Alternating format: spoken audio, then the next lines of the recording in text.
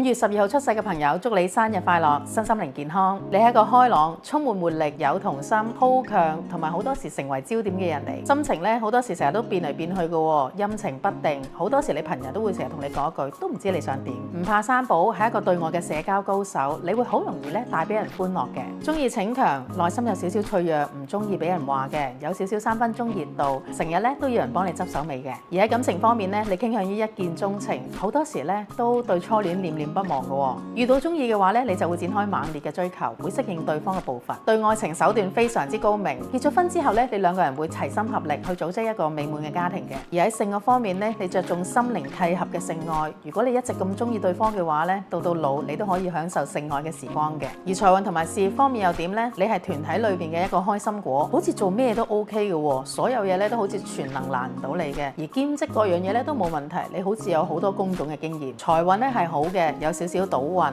但係千祈咧唔好沉迷，唔好沉迷於賭博，同埋唔好沉迷喺股票嗰度。而你嘅生命課題係啲咩呢？好似喺呢一個世界上邊都好似好虛幻咁樣，一啲都唔係好實在。有好多嘢咧你都會諗得好好，有少少過分樂觀啊。但係咧事實擺到你面前嘅時候咧，你就好難去接受，有少少逃避現實嘅情況。有好多嘢咧唔係我想要就要得到嘅，一步一步嚟，持續慢慢咁樣進行嘅話咧，對於你嘅生命嚟講可能會踏實啲同埋實在啲㗎。